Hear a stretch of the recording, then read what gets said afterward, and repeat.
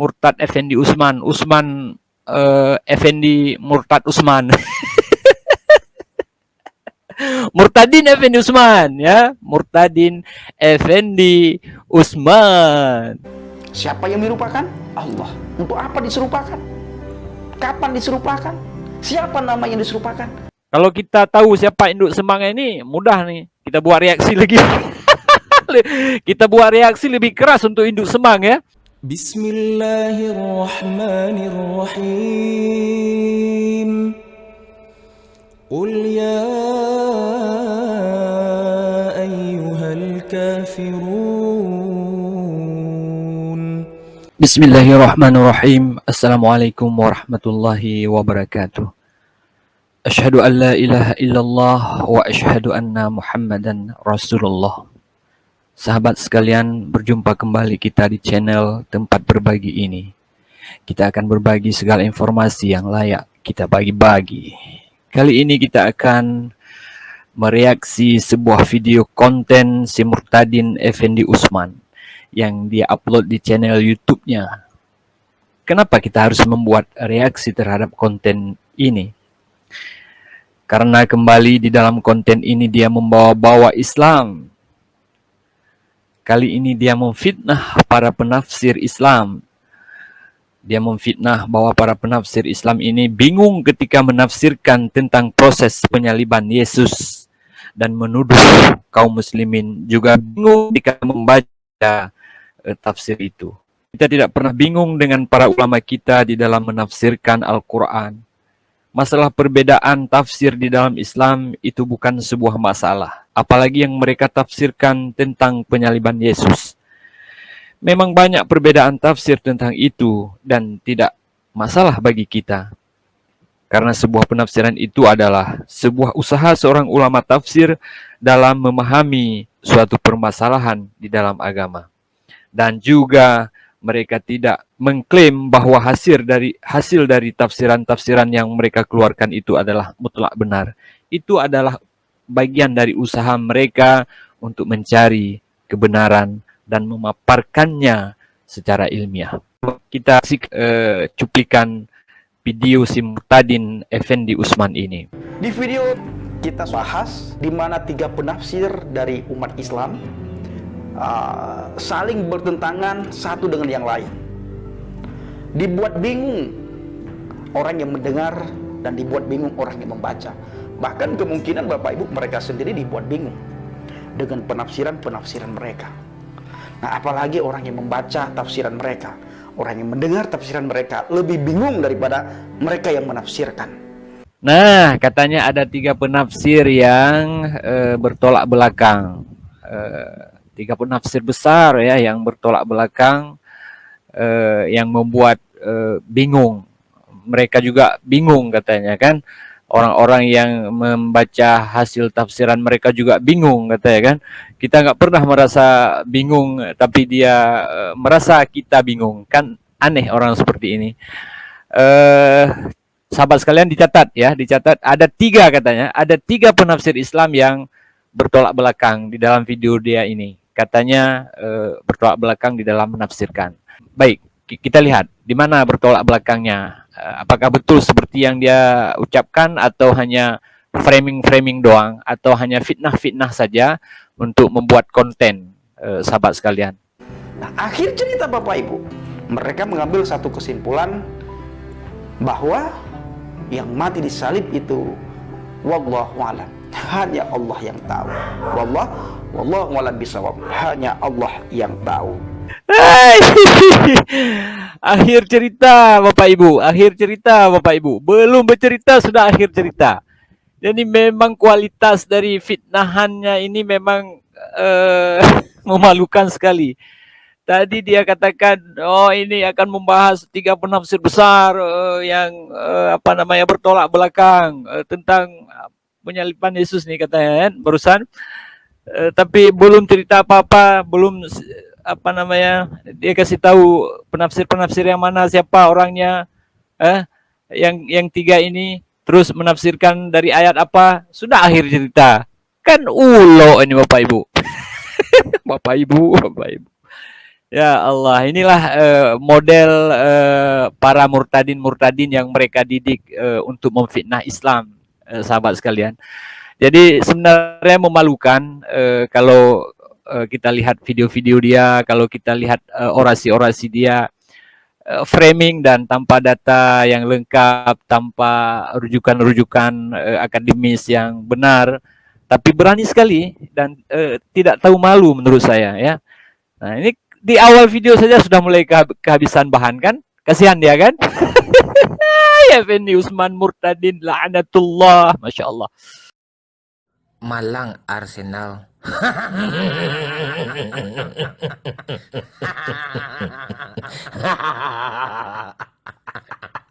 Masya Allah. Semoga kita dijauhi berteman dengan orang-orang seperti ini ya, sahabat sekalian. Jahat, memfitnah kerjanya, menyerang agama orang lain, tapi berani sekali ya. Jadi inilah orang-orang bermuka tembok. muka tembok. Kasihan saya sama si Jepang ini kan. Aduh, kita lanjutkan lagi. Apa ada data, apa ada dalil, apa ada hujah-hujah yang benar yang dia utarakan oleh si murtad la'natullah ini. Kita lihat video dia selanjutnya, sahabat sekalian. Apa yang mereka tafsirkan itu sebenarnya tebak-tebakan doang. Ngapain juga saudara kita umat Islam capek-capek buat tafsir, tapi hasil akhirnya hanya Allah juga yang tahu. Wallahu alam. Nah, ini kan fitnah namanya. Nah, akhirnya Bapak Ibu nggak jelas semuanya dan berakhir dengan wallahu alam bisawab. Weh, fitnah. Fitnah apa? Tafsir mana? Dia bahas apa ini si murtad ini? Belum apa-apa sudah fitnah. Ya. Terus bawa-bawa Allahu a'lam bisawab. Kata-kata wallahu a'lam bisawab itu di dalam Islam itu acap sekali digunakan oleh seorang ustadz, ulama, para guru ketika menerangkan sesuatu, ketika menerangkan pelajaran. Dan itu biasa saja dan itulah dan itulah kerendahan hati para ulama dalam Islam, para guru-guru dalam Islam, para ustadz-ustadz dalam Islam. Ketika menerangkan sesuatu itu selalu diakhiri dengan mengucapkan wallahu a'lam bissawab. Maknanya adalah hanya Allah lah yang mengetahui kebenarannya sesungguhnya. Itu adalah bentuk rendah hati, bentuk tawadhu mereka, bentuk kerendahan hati para ulama, para guru, para ustadz di dalam menerangkan ajaran-ajaran yang mereka sampaikan. Bisa jadi apa yang mereka sampaikan itu salah, keliru, sehingga mereka hanya berani mengatakan wallahu a'lam bishawab. Mereka tidak berani mengatakan apa yang mereka katakan itu adalah mutlak 100% benar. Nah, seperti itu. Ya. Mungkin ulama-ulama di dalam agama kamu Effendi Usman arogan ya. Mungkin ya. Berani sekali mengatakan ketika menjelaskan sebuah ajarannya bla bla bla bla bla bla. Inilah yang betul, mutlak ini betul. Kalau ada pemuka-pemuka agama yang seperti itu, ya saya pikir sudah melampaui Tuhan, karena kebenaran yang pasti mutlak itu kebenaran yang disampaikan oleh Tuhan. Ya, yang disampaikan oleh manusia ini semuanya bisa saja benar, bisa saja keliru ketika dia sampaikan. Nah, namanya juga manusia, mungkin silap, mungkin lupa. Jadi bukan berarti bingung, wahai Effendi murtad, ya, kami umat Islam atau guru-guru kami atau ulama kami ketika mengatakan wallahu a'lam bishawab itu bukan kami dalam keadaan bingung.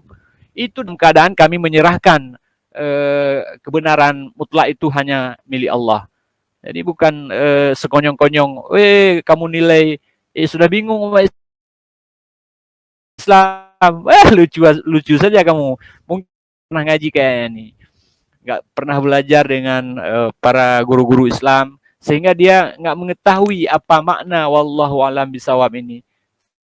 Sehingga dia semena-mena mengatakan bahwa ketika bingung. Effendi murtad. Effendi murtad. Murtad Effendi. Min, Barca menang nih, Min. Tolonglah bully Madrid, Min. Barca kami kan menang, kata Decul kan. Baik, kita lihat lagi. Kita simak lagi fitnah apa lagi yang mau disampaikan oleh si murtad Effendi ini. Fakta yang pertama mengenai kematian Yesua Hamasyah di kayu salib. Tradisi Yahudi tidak membenarkan orang disalibkan di malam hari. Penyaliban harus dilakukan paling lama jam 3 sore sudah harus mati dan selesai, karena masih ada waktu untuk menurunkan jenazah dan membereskan semuanya sebelum malam tiba. Makanya kenapa ketika memasuki jam 3 sore para tentara Romawi menusukkan tombak ke lambung Yesus menurut versi Alkitab agar selesai dan tidak sampai malam prosesi penurunan jenazah di atas kayu salib. Fakta pertama adalah fakta yang tidak ada hubungan dengan apa yang diceritakan dari tadi. Menang sendiri aja lah, emang gue pikirin itu. Iya, urusan Yesus disalib mau jam berapa malam, mau jam berapa siang juga kan ada masalah. Apalagi yang disalibkan itu adalah Tuhan mereka. Tuhan mereka yang menjadi manusia disiksa, kemudian disalib, ditusuk pakai tombak, dia katakan tadi. Itu memang nggak ada nggak ada perlu sama sekali, apalagi yang berkaitan dengan pengakuan bahwa Yesus yang manusia itu dibunuh kemudian jadi Tuhan. Juga nggak ada urusan dengan kita umat Islam. Apa hubungannya si Effendi Usman ini bahas-bahas kemudian mengait-ngaitkan dengan Islam? Nah, sementara ulama Islam menafsirkan mungkin apa-apa yang berkaitan dengan Nabi Isa alaihissalam menurut yang tertulis di Al-Quran. Kalau Yesus mau disalib jam berapa, kemudian kebiasaan orang Israel menyalibkan orang, itu nggak ada urusan dengan kita dan nggak penting-penting amat itu Effendi Usman, ya Effendi Usman.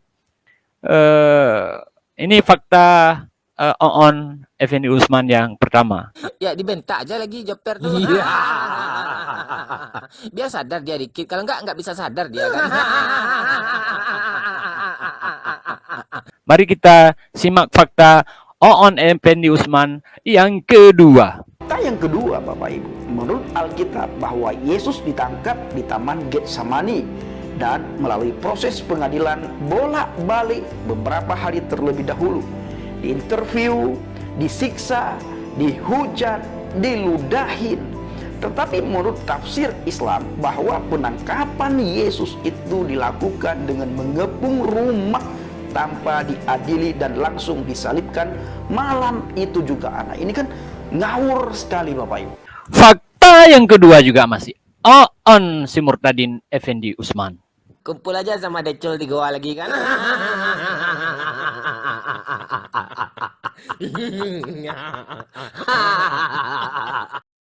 Kasihan. Apa fakta yang kedua? Nggak ada hubungan juga. Dia katakan ditafsir dengan orang Islam salah. Belum, sampai saat ini dia belum mengatakan ulama mana yang tafsirkan dan bagaimana ditafsirkan. Jadi dia hanya asik mengatakan salah. Dia hanya asik mengatakan bahwa ini keliru. Dia hanya mengatakan bahwa ini fitnah. Ini Effendi Usman ini memang betul-betul dungu. Kasihan si Jones kan.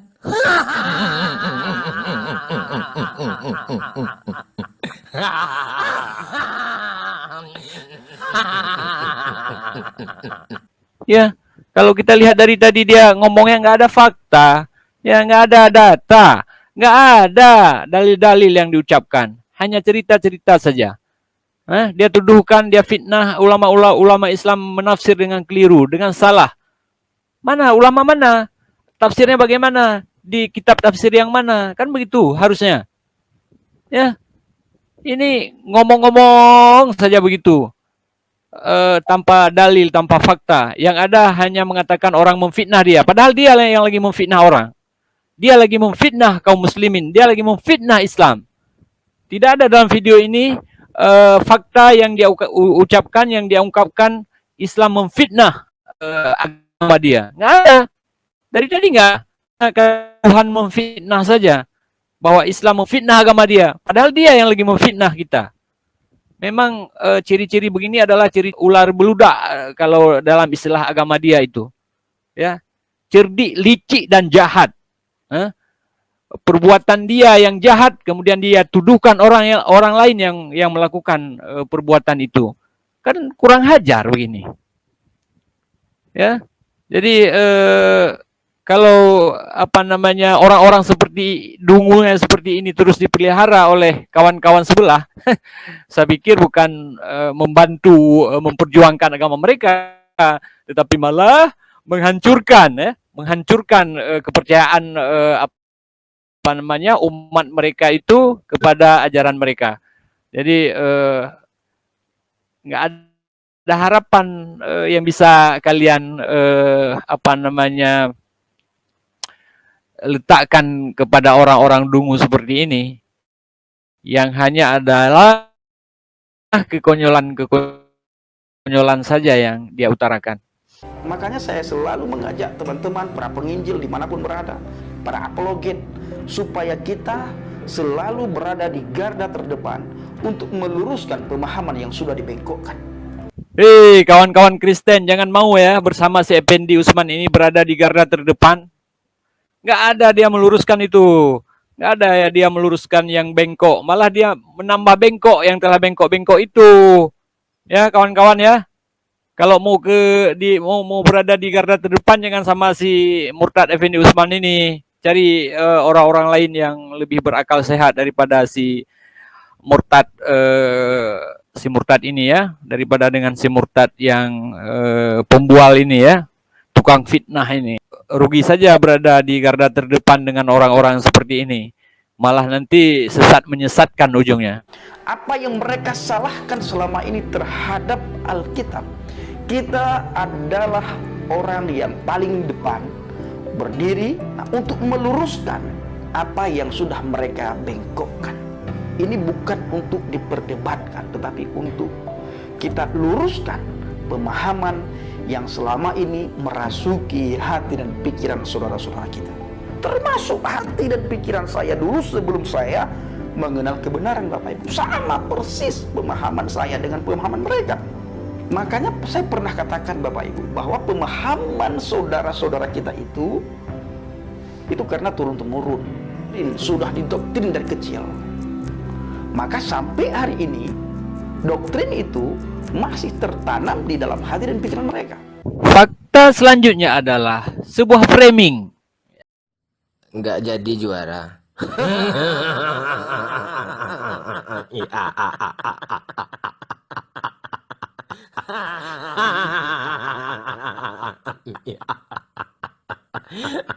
Yaitu yang mengatakan bahwa kami umat Islam memiliki pemahaman yang turun-temurun, doktrin yang turun-temurun, ya.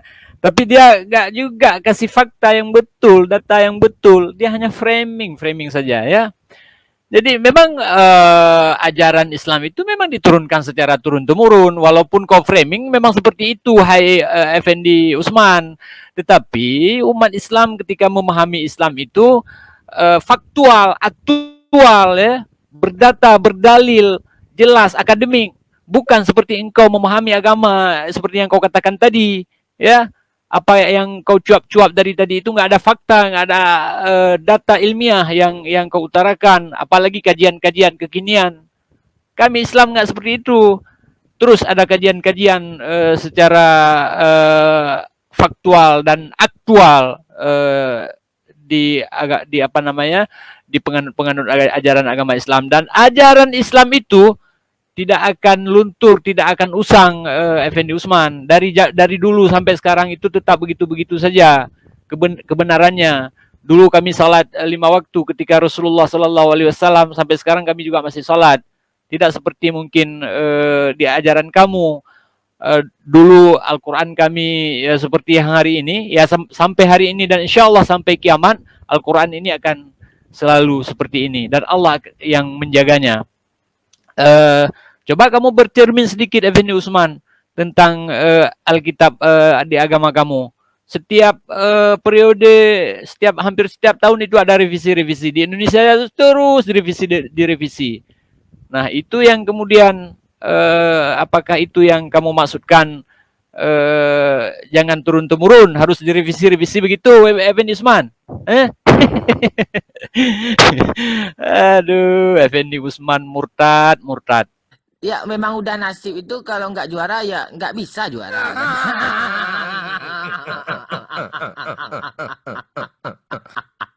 Kita lanjutkan menyaksikan fitnahan Murtad Effendi Usman ya, sahabat sekalian. Murtad Effendi Usman, Effendi Murtad Usman.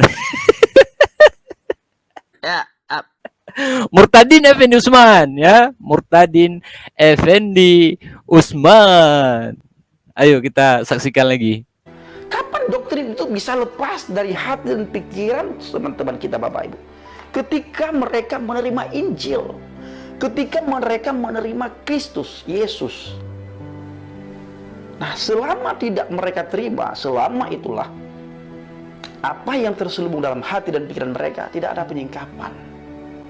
Maka sekali lagi, ayo para apologet, para penginjil, kita harus berada di garis terdepan untuk meluruskan pemahaman teman-teman kita yang sudah lama dibengkokkan. Fakta yang ketiga Bapak Ibu, menurut Alkitab bahwa yang menangkap adalah tentara Romawi beserta para tua-tua agama dan dibawa ke gubernur yang mengadili Yesus. Tetapi menurut tafsir Ibnu Katsir bahwa yang menangkap Yesus justru adalah gubernur sendiri beserta para prajurit. Ini ngawur Bapak Ibu. Ngawur Bapak Ibu. ya masuk gua aja decil lagi kan. Ternyata rupanya ada juga fakta yang ketiga ya, Bapak Ibu ya. Rupanya juga masih tetap ngawur Bapak Ibu. Ya. Bulan Ramadan masih juga sendiri lagi ya.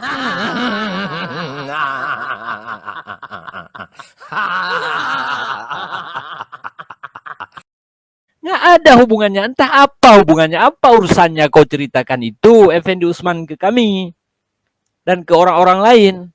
Ya.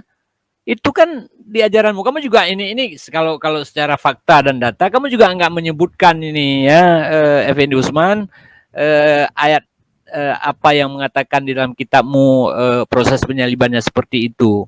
Enggak juga, walaupun katakanlah benarlah, okelah, mungkin betul seperti itu. Tapi apa urusannya? Ya, apa urusannya dengan apa namanya penafsiran yang dilakukan oleh para mufassir kami terhadap hal itu, ya kan?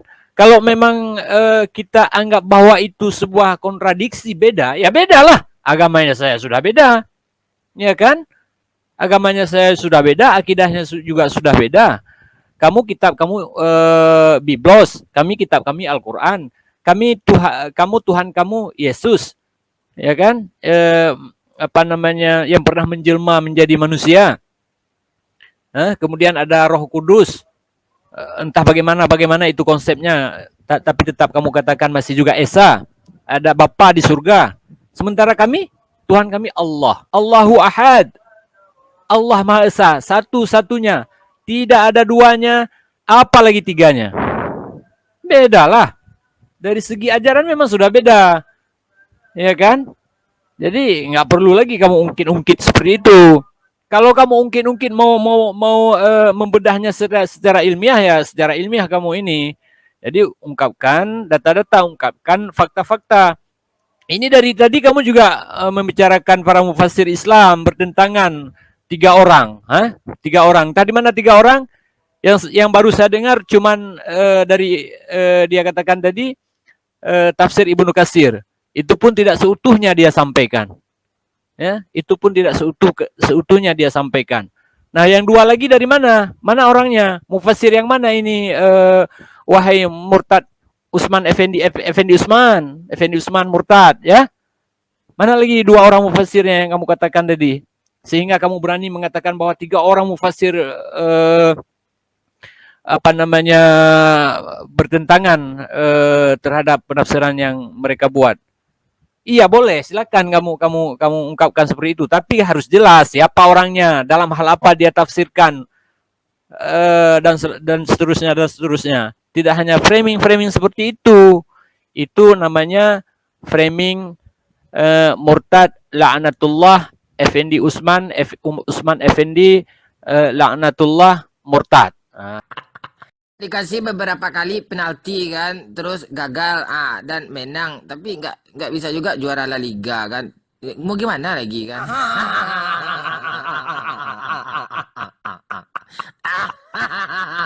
Ya kasihan juga kan. Nah, itu namanya tafsir seperti itu, bukan tafsir kami dari para mufassir Islam.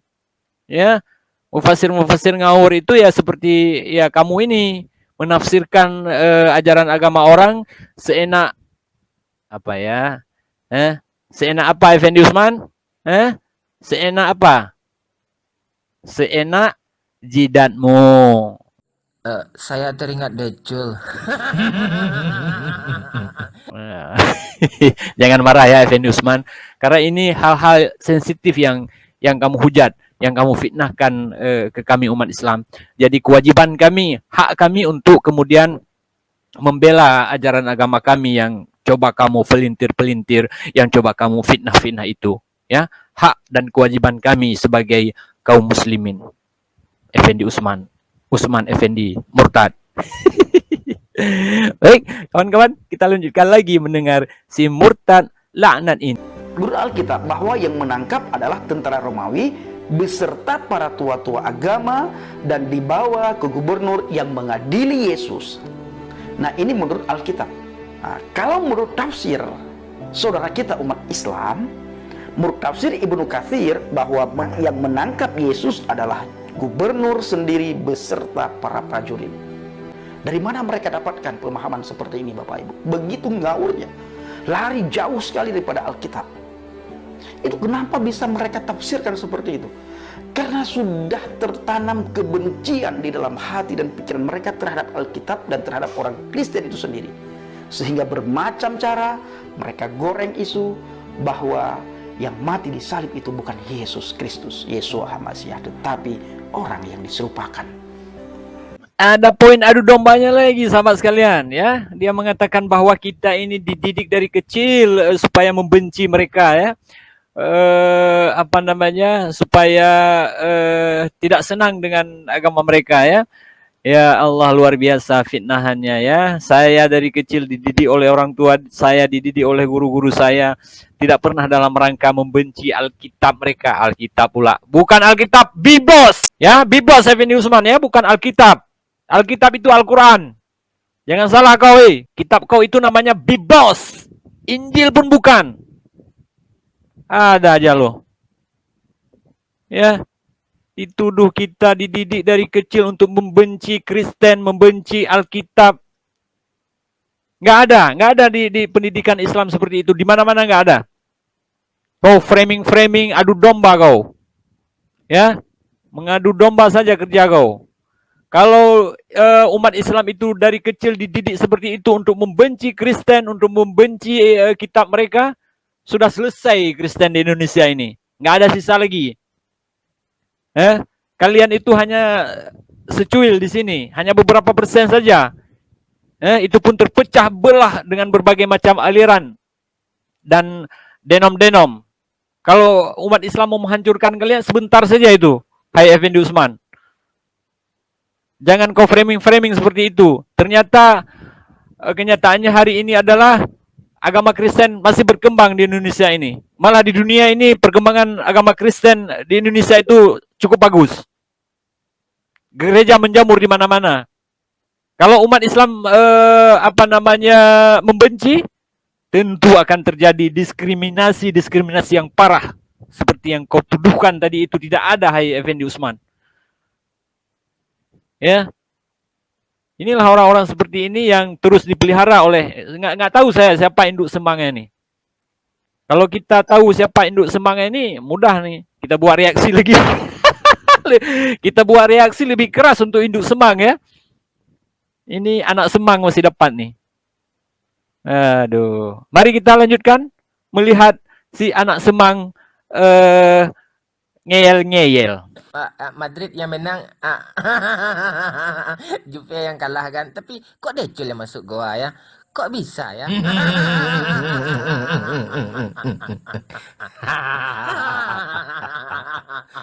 Siapa yang dirupakan? Allah. Untuk apa diserupakan? Kapan diserupakan? Siapa nama yang diserupakan? Wallahu alam, hanya Allah yang tahu.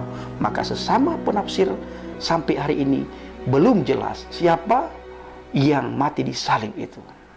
Jadi ujung-ujungnya mereka ambil satu kesepakatan. Wallahu alam, hanya Allah yang tahu. Fakta yang keempat, menurut Alkitab bahwa Yesus disalibkan di bukit Golgota di Israel. Tapi menurut Quran dan tafsir tidak dijelaskan di mana peristiwa penyaliban si Sarjan itu terjadi. Si Sarjan ini Bapak Ibu salah satu sahabat Isa Al-Masih, orang yang diserupakan yang mirip banget dengan Isa Al-Masih. Di mana penyaliban Isa Al-Masih ini tidak pernah tertulis di dalam Al-Quran dan oleh penafsir. Kan onyet begini namanya nih.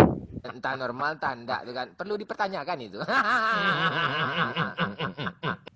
Gara-gara tidak tertulis di Al-Quran lengkap tempatnya, tanggalnya, di mana. Aduh, untuk apa Al-Quran menuliskan itu? Effendi Usman, murtad. Ya, Al-Quran itu bukan kitab sejarah. Yang harus detail menceritakan semuanya. Nggak perlu itu. Itu kisah-kisah yang nggak terlalu perlu bagi kami. Sehingga Allah nggak menceritakan detail itu. Kalau Allah menceritakan detail begitu tentang seorang nabi, ya, karena Nabi Isa ini adalah nabi menurut Islam. Menurut Al-Quran dia adalah seorang nabi. Kalau Al-Quran itu menceritakan detail satu orang nabi, riwayat hidupnya segala macam sampai dia meninggal wafat, maka kau akan dapati itu Quran itu mungkin sebesar Masjid Istiqlal itu. Allahu Rabbi. Al-Quran itu bukan kitab sejarah yang harus menuliskan semua detail. Tanggal, di mana, jam berapa, menit ke berapa. Ngapain itu? Nggak terlalu penting itu. Ya, itu nggak terlalu penting diceritakan semuanya di dalam Al-Quran. Bayangkan itu bagaimana kalau dari Nabi Adam itu, ya, karena karena Nabi dalam Islam itu dari Adam itu, Nuh, Hud, Idris itu sampai Ibrahim, Ismail, sampai ke Nabi Muhammad itu, berapa orang Nabi itu kalau harus diceritakan detail begitu? Aduh, Effendi Usman murtad, Masya Allah. Kenapalah waktu dulu kau kecil tidak diberikan kepada guru yang tepat oleh orang tuamu, tidak diantarkan kepada lembaga pendidikan yang berkualitas, ya, sehingga kualitas pemahamanmu terhadap Islam itu tidak cetek seperti itu. Ya Allah, ya Rahman, ya Rahim. Sudah kau sesat, kau coba lagi menyesatkan orang lain, Effendi Usman. Na'udzubillahi min zalik. Masya Allah. Kita lihat lagi apa usaha dia menyesatkan orang selanjutnya, sahabatku sekalian. Tidak tahu di mana tempat Yesus disalibkan. Kenapa tidak tahu? Karena mereka tidak mau membaca Alkitab. Sama, saya dulu tidak tahu juga Bapak Ibu. Kenapa? Karena saya tidak pernah membaca Alkitab. Kenapa tidak pernah membaca Alkitab? Karena bagi saya dulu Alkitab itu sudah dipalsukan. Walaupun saya tidak tahu siapa yang memalsukan, mana ayat yang dipalsukan, kapan dipalsukan, saya tidak tahu. Kenapa? Karena tidak diberitahu. Kenapa tidak diberitahu? Karena orang yang memberitahu pun tidak tahu. Sama-sama tidak tahu. Makanya Alkitab, di dalam Alkitab Bapak Ibu, di dalam Alkitab itu tertulis orang buta menuntun orang buta. Nah ini, orang buta menuntun orang buta. Sama-samanya masuk ke jurang. Lama-lama kasihan juga kita tengok si Ongok nih ya. Hei kamu, sampai kapan kamu jomblo terus? Kata saya kan. Masa jomblo bertahun-tahun gak masuk akal? Murtad, murtad. Rupanya sahabat sekalian nggak ada yang kasih tahu sama dia itu bahwa ada ayat-ayat palsu di dalam kitab dia itu, di dalam biblos dia itu ya. Baiklah, baiklah, baiklah. Ini Effendi Murtad Usman, Effendi Murtad Usman, Usman Effendi Murtad. Aduh. Saya Murtadin Effendi Usman ya, saya kasih tahu ya, saya kasih tahu kepadamu ya. Ini bukan pendapat dari kalangan kami kaum muslimin ya, Effendi Usman Murtad ya, tapi ini adalah dari pakar-pakar bibliologi dari tokoh-tokoh Kristen sendiri ya yang mengatakannya ya, biar saya kasih tahu ya. Kasihan kamu nggak ada yang kasih tahu tentang ini ya. Pertama ya, Effendi Usman, ada Stephen Lex ya, dia adalah pakar bibliologi Katolik. Ya, apa yang dia katakan Effendi Usman? Di seluruh dunia tidak usah dicari teks asli Alkitab, sebab teks itu memang tidak ada. Yang kita miliki sekarang ialah salinan dari salinan-salinan terdahulu. Dan di antara bermacam-macam salinan yang kita miliki itu terdapat cukup banyak perbedaan. Ya, Stephen Lex ya, Effendi Usman, itu bisa kau baca itu di dalam buku Inspirasi dan Kanon Kitab Suci. Canisius, Yogyakarta 1992, halaman 73-74. Nah, sampai ke halaman saya kasih tahu kepada kau, Effendi Usman ya. Kau baca nanti ya, kau cari itu referensi ya, bagus itu.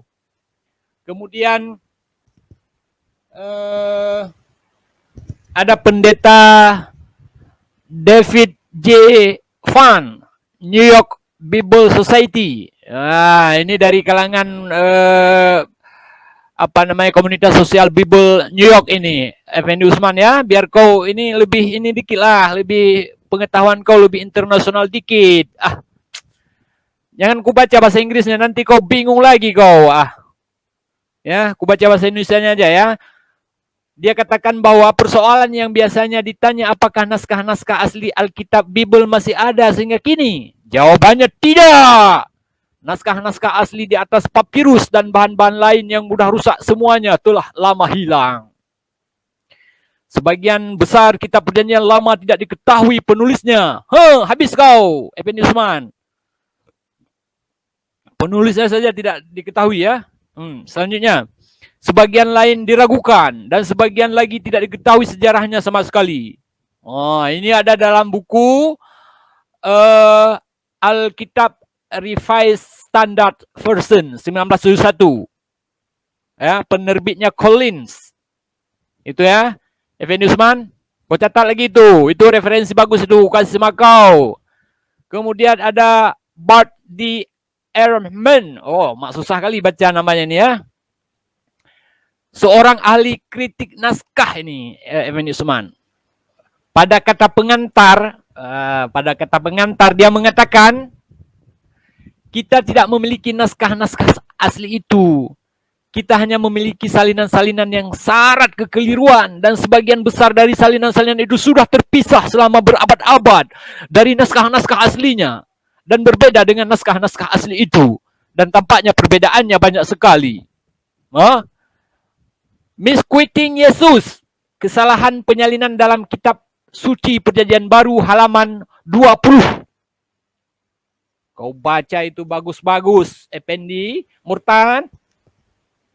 Tambah satu lagi ya, Effendi Usman Murtad.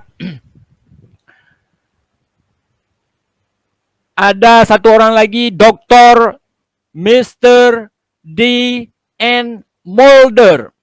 Naskah, dia katakan ya, naskah-naskah asli dari kitab suci itu sudah tidak ada lagi. Yang ada pada kita hanya turunan atau salinan. Dan salinan itu bukannya salinan langsung dari naskah asli, melainkan dari salinan dan seterusnya. Sering di dalam menyalin kitab suci itu terseliplah salah salin. Salah salin. Itu ada di dalam buku Pembimbing ke dalam Perjanjian Lama tahun 1963. Ya. Page 12 dan 13. Page itu halaman ya. Aduh, Effendi Usman kurang baca rupanya. Dan kasihannya lagi gak ada yang kasih tahu. Saya kali Effendi. Usman Effendi, murtad ya. Kita lanjut lagi ya kawan-kawan. Kita lanjut lagi. Jika peristiwa itu menurut Quran terjadi di Bukit Golgota juga, maka pertanyaannya, sejak kapan Isa palsu atau Yesus palsu yang tinggal di Arab Saudi dibawa ke Yerusalem? Aduh, nggak ada penting Bapak Ibu nggak ada penting nih. Ini betul-betul nggak ada penting. Sudah pula Yesus dia katakan dari Arab Saudi dibawa ke Yerusalem, ke Israel sana. Ada yang nggak aja sih Effendi Usman ini ya. Ngawur terus, makin lama makin ini. Jadi kita cukupkan dulu sampai di sini kita reaksi si Murtad Effendi Usman ini ya, sahabat sekalian ya. Dari tadi kita dengar pertama tadi dia katakan bahwa ada 3 penafsir Al-Quran yang kontradiktif ya dalam menafsirkan penyaliban Yesus. Ternyata kita dengar video dia sampai habis, nggak ada 3 orang yang dia utarakan. Yang ada tadi cuman dia sebut-sebut Ibnu Katsir. Itu pun tidak disampaikan dengan betul dan benar. Ya, Bapak Ibu sekalian. Nah, baiklah untuk ini supaya clear ya pemahaman kita kaum muslimin, saya coba memaparkan kepada sahabat sekalian bagaimana pandangan Islam terhadap proses penyaliban Yesus itu, terhadap orang yang katanya digantikan itu ya, yang diadu si murtad tadi. Sehingga jelas ini ya. Baik, saya hanya akan memaparkan pendapat dari para ahli ya, dari para ulama, dari para ustadz kita. Nah, saya juga secara pribadi tidak berani menafsirkan ria seperti si murtad tadi itu. Dia suka-suka dia, walaupun agama orang dia tafsirkan terus, ya suka-suka hati dia. Nah, saya walaupun agama saya, apalagi agama orang, saya tidak akan berani menafsirkan ayat-ayat suci kitab orang lain. Apalagi ya memang saya bukan ahlinya di situ. Nah, baik. Sekarang kita lihat apa yang dikatakan oleh para ulama atau cendekiawan muslim terhadap ini. Jadi saya coba paparkan pendapat dari Ustadz Ammi Nur Baitz. Beliau ini adalah seorang pembina konsultasi syariah.com. Ya, Bapak Ibu sekalian. Nanti Bapak Ibu sekalian boleh juga mengunjungi web yang saya katakan tadi. Nah, di situ ada jawaban beliau. Nah, apa yang saya dapatkan di sini? Apakah Isa yang disalib oleh Yahudi itu? Siapakah yang disalib menggantikan Yesus? Apakah benar dia pengkhianat yang menunjukkan Yahudi persembunyian Yesus dan para muridnya? Nah, beliau menjawab ya. Ini pertanyaan tadi ya. Nah, beliau menjawab, beliau menjelaskan ada 3 pendapat manusia. Wah, ada 3 pendapat manusia tentang ini. Yang pertama, orang yang disalib itu adalah Nabi Isa dan disalib dalam kondisi kafir karena tuduhan menyebarkan kesesatan. Ini merupakan anggapan orang Yahudi. Nah, orang Yahudi beranggapan seperti ini. Kedua, orang yang disalib itu adalah Nabi Isa dan disalib dalam rangka menebus dosa semua manusia. Ini adalah akidahnya Nasrani. Kemudian yang ketiga, ini pendapat secara umum ya. Pendapat manusia di atas bumi ini secara umum. Ketiga, orang yang disalib bukanlah Nabi Isa, tapi salah satu muridnya yang diserupakan dengan Isa. Sementara Nabi Isa diangkat oleh Allah ke langit. Dan inilah akidah kaum muslimin yang diajarkan oleh Allah dalam Al-Quran. Tafsir Ibnu Katsir. Ya, bab 2 halaman 449. Kau baca itu baik-baik, Effendi Murtad, ya. Kau baca itu tafsir Ibnu Katsir baik-baik. Itu ada halaman-halamannya di situ. Jangan kau asal ngomong-ngomong Ibnu Katsir saja. Tafsirnya mungkin kau pegang pun enggak. Enggak pernah kau pegang kadang. Ya. Masya Allah. Untuk akidah Yahudi dan Nasrani tidak perlu kita hiraukan. Karena mereka sendiri tidak yakin dengan akidah ini. Menurut Ustadz ini, Ustadz Baitz. Allah berfirman menceritakan akidah mereka. Tentang kedua akidah mereka ini ya. Bismillahirrahmanirrahim. Wa qaulihim inna qatalnal masiha Isa bin Maryam Rasulullah wa ma qataluhu wa ma salabuhu walakin syubbiha lahum wa innal ladzina ikhtalafu fihi la fi syakkin minhum ma lahum bihi min ilm illa ittiba'ad dhanni wa ma qataluhu yaqina. Artinya Ibn Utsman, sesungguhnya kami telah membunuh Al-Masih, Isa putra Maryam Rasulullah, padahal mereka tidak membunuhnya dan tidak pula menyalibnya. Tetapi yang mereka bunuh ialah orang yang diserupakan dengan Isa bagi mereka. Sesungguhnya orang-orang yang berselisih paham tentang pembunuhan Isa benar-benar dalam keraguan-raguan tentang yang dibunuh itu. Mereka tidak mempunyai keyakinan tentang siapa yang dibunuh itu, kecuali mengikuti persangkaan belaka. Mereka tidak pula yakin bahwa yang mereka bunuh itu adalah Isa. Quran surat An-Nisa 157. Begitu bunyinya. Effendi Murtad ya, kau baca lagi itu. Tapi jangan kau sentuh-sentuh, kau haram kau sentuh-sentuh Al-Quran kau. Kotor kau, najis kau sentuh-sentuh Al-Quran. Siapa yang disalib itu? Terdapat riwayat yang sahih sampai Ibnu Abbas radhiyallahu anhuma. Beliau menjelaskan tafsir ayat di atas. Ya. Artinya ya, saya baca tafsir dari ayat di atas. Ketika Allah hendak mengangkat Isa ke langit, beliau menemui para muridnya. Dan ketika itu di rumah ada 12 lelaki Hawariyin. Hawariyin ini adalah murid-muridnya Nabi Isa alaihissalam. Kemudian Isa mengatakan, siapakah di antara kalian yang wajahnya digantikan seperti wajahku? Lalu dia akan dibunuh menggantikan aku. Dan dia akan mendapatkan surga yang derajatnya sama denganku. Lalu berdirilah seorang pemuda yang paling muda usianya. Saya katanya. Duduk, kata Nabi Isa alaihissalam. Nabi Isa mengulang lagi tawarannya dan pemuda itu angkat tangan dan menyatakan, saya lagi. Nabi Isa tidak menyuruhnya untuk duduk hingga berlangsung sampai 3 kali. Di yang ketiga, pemuda ini angkat tangan lagi. Saya katanya. Lalu Isa mengatakan, oke, baik. Oke, baik. Nabi Isa alaihissalam mengatakan, baik, kamu orangnya. Lalu diserupakanlah dengan Isa. Dan Isa diangkat melalui lubang angin yang ada di atap menuju langit. Kemudian datanglah orang Yahudi yang mencarinya. Mereka langsung menangkap manusia yang mirip itu dan langsung membunuhnya lalu mensalibnya. Nah, ini tafsir Ibnu Katsir bab kedua halaman 449.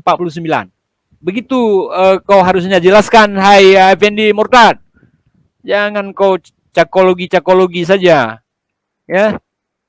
Tipologi kau. Nah, dalam hal ini kemudian ada komentar Ibnu Katsir setelah menafsirkan hadis di atas dan ayat di atas. Apa yang dikatakan oleh Ibnu Katsir? Sanadnya sahih sampai Ibnu Abbas. Demikian pula yang dijelaskan beberapa ulama salaf. Bahwa Isa berkata kepada mereka, siapa yang bersedia wajahnya diserupakan dengan wajahku, lalu dia bunuh menggantikanku, dan balasannya dia akan menemaniku di surga. Nah, ini di halaman 450 bab 2 tafsir Ibnu Katsir. Itu kau ini hai Effendi Murtad ya. Di situ dijelaskan bahwa hadis ini pun sanadnya sahih sampai Ibnu Abbas. Kau dengar itu? Kalau kau mau mengetahui lagi bagaimana tingkatan-tingkatan kesahihan hadis di dalam Islam, kau harus belajar lagi ilmu hadis. Jangan kau ambil cepat sekali kesimpulan-kesimpulan kau, kemudian kau framing, kau buat konten-konten di media sosial, seolah-olah hebat sekali sudah kau. Sementara itu Ibnu Jarir berpendapat bahwa, nah ini Ibnu Jarir ya, bro Murtad. Ibnu Jarir berpendapat bahwa yang diserupakan dengan Nabi Isa adalah semua orang Hawariyin muridnya Isa. Ketika orang Yahudi mengepung rumah itu menangkap mereka, Yahudi itu kebingungan dan mengatakan, kalian telah menyihir kami. Tunjukkan mana Isa atau kami bunuh kalian semua. Kemudian salah satu di antara mereka ada yang maju karena teringat janji Isa bahwa dia akan mendapatkan surga bersama Isa. Lalu Yahudi itu membunuh orang tadi dan menyalibnya. Namun kata Ibnu Katsir mengomentari riwayat yang kedua ini, Kau baca habis-habis komentar mereka. Konteksnya sangat aneh. Ibnu Katsir saya mengatakan bahwa konteksnya sangat aneh. Jadi ngapain kamu ini? Ya nggak ada persoalan tentang itu. Menurut Ibnu Katsir bahwa ini konteksnya aneh, perlu dipertanyakan lagi, bukan mengambil kesimpulan di situ. Nah, kemudian Ustadz Bait melanjutkan penjelasan beliau, apapun itu, ya, bagaimanapun itu ya, mungkin ya seperti itu ya. Berdasarkan riwayat ini bahwa orang yang disalib menggantikan Isa adalah orang yang soleh dan bukan orang jahat. Bahkan dia termasuk manusia yang dijamin surga. Kemudian Ibnu Katsir membantah akidah Nasrani. Di dalam tafsir Ibnu Katsir halaman 452. Nah, ini terhadap akidah kau itu, Effendi Oon. Hah? Kau dengar ini apa yang dikatakan oleh Ibnu Katsir? Ibnu Katsir mengatakan bahwa sebagian Nasrani menyangka bahwa Yudas yang berkhianat memberi Yahudi posisi Isa. Dialah yang diserupakan dengan Isa. Lalu dia disalib. Dia mengatakan, saya bukan orang yang kalian cari. Justru saya menunjukkan kalian posisi orang yang kalian cari. Ya, begitu dijelaskan di dalam tafsir Ibnu Katsir. Meskipun kami ingatkan ya, nah ini menurut Ustadz ini, beliau ingatkan lagi bahwa sejarah semacam ini tidak mendesak untuk diketahui oleh muslimin, oleh kaum muslimin. Nggak mendesak, nggak perlu sekali maksudnya. Nggak wajib. Dalam arti iman mereka tidak tetap, dalam arti iman mereka tetap baik walaupun nggak mengetahui tentang ini. Meskipun mereka tidak mengetahui siapa hakikatnya orang ini, ngapain untuk apa? Nah, toh kita nggak disuruh sembah Yesus, toh itu bukan Tuhan kita, Tuhan mereka, Tuhan kau, Effendi Usman, aduh, Tuhan kau itu Effendi, bukan Tuhan kami, ngapain kami sampai harus mengetahui dengan sedetil-detilnya, nggak perlu itu, Effendi Usman. Karena itu tidak ada penjelasan dari Nabi Shallallahu Alaihi Wasallam. Kenapa begitu? Kenapa nggak penting bagi kami? Ya, Nabi Shallallahu Alaihi Wasallam tidak menjelaskan itu dengan detail. Karena itu nggak penting kali gitu. Nggak penting kali mengenai orang ini. Siapa mau disalib? Mau disalib semuanya pun boleh dari 12 Hawariyun itu? Atau nggak disalib juga nggak ada urusan? Intinya kita meyakini bahwa yang disalib itu bukanlah Nabi Isa alaihissalam dari kejadian itu. Sudah, titik. Nah, jadi itu begitu Effendi. Effendi Usman Murtad Effendi Usman Murtad Usman Effendi Murtad Usman. Aduh. Murtad Effendi Usman Effendi Murtadin Effendi Usman. Masya Allah. Memang menyebut nama si Murtad saja ini lidah saya sudah nggak rela dia. Benar ya kawan-kawan. Dari tadi memang nggak rela dia. Lidah saya nggak rela menyebut nama si Murtad ini. Masya Allah ya Allah. Baiklah sahabat, daripada kita bingung mendengar masih ada video dia, tapi saya pikir cukuplah sampai di sini dulu. Insya Allah nanti kita lanjutkan mereaksi setiap video-video yang memfitnah Islam. Insya Allah kita akan terus mereaksi terhadap video-video yang seperti itu. Demikian lebih dan kurang, saya mohon maaf. Assalamualaikum warahmatullahi wabarakatuh. Bismillahirrahmanirrahim. La a'budu ma ta'budu